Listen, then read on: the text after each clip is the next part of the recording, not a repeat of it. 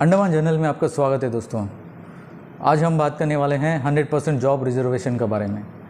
जब से online vacancies निकलने लगे हैं तब से आप देख सकते हैं कि बाहर कितने ही जो लोग हैं, जो यूथ है, एप्लीकेंट्स हैं, एप्लीकेशंस ऑनलाइन कितने ही जमा हुए हैं। उसके बाद में देखा जाए तो वो भी compete करने लगे हैं। अंडमान का वैकेंसीज धीरे धीरे उन लोग में भी बढ़ने लगा। तो दोस्तों, टॉपिक में जाने से पहले आप सभी से एक सवाल है। आपको बताना पड़ेगा अंडमान निकोबार में ऐसा कौन सा ऑफिस है जहां जाने से लोगों की चप्पल रगड़ जाते हैं। अगर आपको लगता है ऐसा कोई ऑफिस है जहां जाने से काम होगा नहीं होगा पता नहीं है, लेकिन आपका चप्पल रगड़ना गारंटी है, अगर ऐसा कोई ऑफिस है तो नीचे कमेंट करके दोस्तों प्लीज़ बताइए कि ऐसा कौन सा ऑफिस है, ऑफिस का नाम। तो चलिए टॉपिक में आते हैं। तो दोस्तों, यहाँ जितने भी वैकेंसीज निकलते हैं उसमें 4 कैटेगरीज में डिवाइड होता है। पहले होता है ओबीसी, उसके बाद एसटी, उसके बाद फिर फिजिकली हैंडीकैप लोग के लिए, उसके बाद फिर आता है जनरल कैटेगरी। ओबीसी में आ जाएंगे प्री 42 वाले और सेटलमेंट वाले, जो 1970 के पहले के 1970 के टाइम में जो आए वाले पंजाबीस हैं, बंगालीस हैं, ये सब जो है वो भी आ जाएंगे ओबीसी कैटेगरी में। एसटी कैटेगरी में दोस्तों वो लोग आता है जो ट्राइबल्स हैं, निकोबार के हैं, या फिर अभी ओंगीज भी आने लगे हैं, धीरे धीरे जो भी ट्राइब्स हैं वो भी आते हैं, तो एसटी कैटेगरी उसमें चले जाता है। तो फिजिकली हैंडीकैप, और लास्ट आता है दोस्तों जनरल कैटेगरी, जो सभी के लिए है।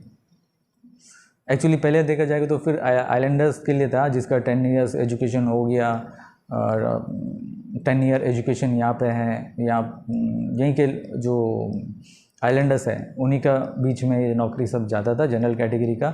लेकिन अब अंडमान का जनरल कैटेगरी वैसा बन गया है जैसे ऑल इंडिया सभी कोई भी जो है अप्लाई कर सकते हैं।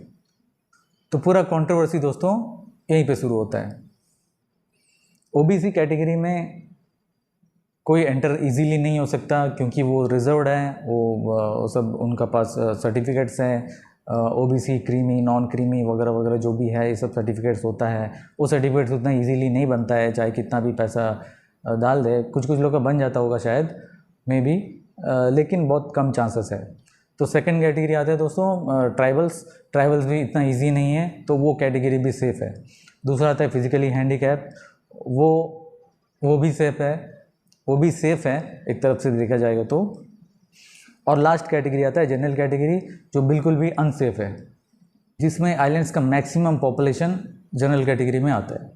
ट्राइबल्स प्री 42 और 1970 के बाद में इंडियन गवर्नमेंट यहाँ पे बाहर से, मेनलैंड से बहुत लोगों को लेके आया था जो यहाँ काम करने के लिए, डिपार्टमेंट्स इनका गवर्नमेंट यहाँ एस्टेब्लिश करने के लिए, जिसमें जो है बहुत सारा आंध्र प्रदेश, तमिलनाडु और बाकी स्टेट से भी थे, जिन्होंने यहाँ पे डिपार्टमेंट्स वगैरह में गवर्नमेंट का बिल्डिंग्स बिल्ड करना, ये सब जो काम है इसमें उन लोग का कंट्रीब्यूशन था।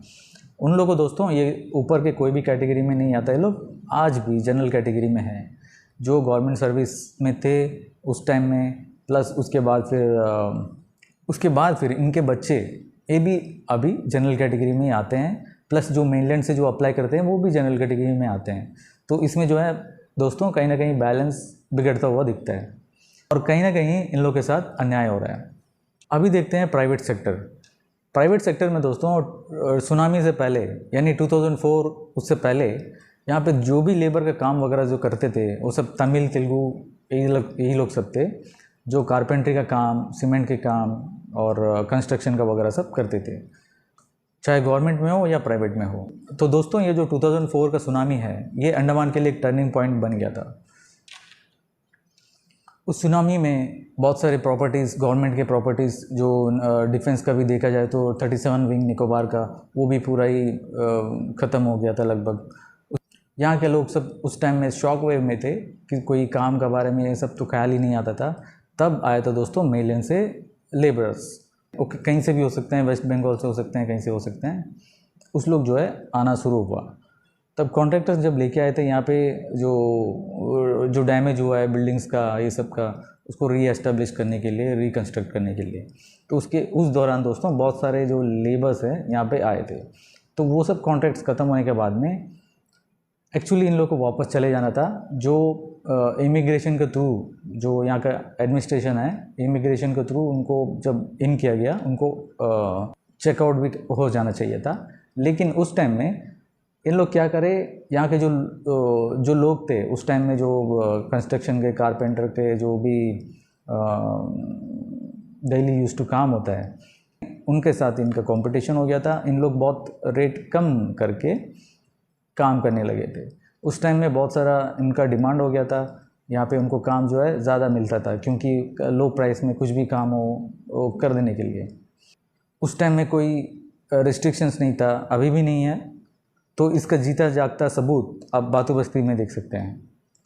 और देखा जाएगा तो आजकल जो स्ट्रीट वेंडर्स हैं, जो पुचका, पानी पूरी, समोसा, जो भी मोमोस वगैरह, जो भी अभी सेल आउटलेट्स जो बाहर स्ट्रीट वेंडर्स हैं, ये सभी भी मैक्सिमम जो है बाहर से आए वाले हैं। जो यूपी के हो सकते हैं, बिहार के हो सकते हैं, या फिर वेस्ट बंगाल के हो सकते हैं, या फिर बांग्लादेश के भी हो सकते हैं वाया वेस्ट बंगाल। और इनका एंट्री के बारे में बहुत बार भी न्यूज़पेपर्स में बहुत सारे खबर छप चुके हैं, और यहाँ के पॉलिटिकल लीडर्स भी बहुत बार इशू उठा लिए हैं कि जो बांग्लादेश से बहुत जन आते हैं, जो वाया वेस्ट बंगाल जो है अंडमान पहुँच जाते हैं, ये लोग सर्वाइवल के लिए, रोहिंग्या भी हो सकते हैं, वैसा भी एलिगेशंस आया। इसी मुद्दे पर अथॉरिटीज़ ने इन्वेस्टिगेशन भी किया, जिसमें बहुत सारे यहाँ के जो पब्लिक रिप्रेजेंटेटिव्स हैं उन लोग का भी नाम बाहर आया, सामने आया। एक्चुअल में क्या होता था दोस्तों, उस टाइम में जब इन लोगों का एंट्री होता था, तब किसी को वैकेंसीज है, गवर्नमेंट वैकेंसीज है, वो तब तक सेफ था, क्योंकि तब तक ऑनलाइन नहीं हुआ था। ऑफलाइन जब तक का यहाँ वैकेंसीज फिलअप होता था तब तक का ठीक था। तो इसीलिए इनको कोई इशू जैसा लगा नहीं। इसीलिए बाहर से लोग आते थे, बंगालीज हो, कोई भी हो, बाहर स्टेट से, अदर स्टेट से आ जाते थे। बहुत ज़्यादा तेज़ी हो गया था कि यहाँ पे अनचेक्ड जो पॉपुलेशन है आने लगे।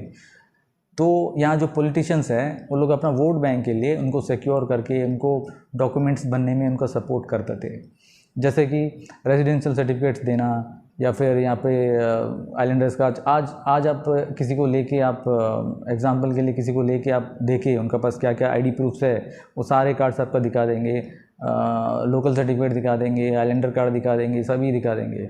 तो इनको फिर चेक करना, वेरीफाई करना बहुत मुश्किल है, क्योंकि यहाँ का जो पॉलिटिशियन लोग हैं, पॉलिटिकल लीडर्स हैं, उन्हीं लोग कहीं ना कहीं से डायरेक्टली इनडायरेक्टली जो है सपोर्ट करें।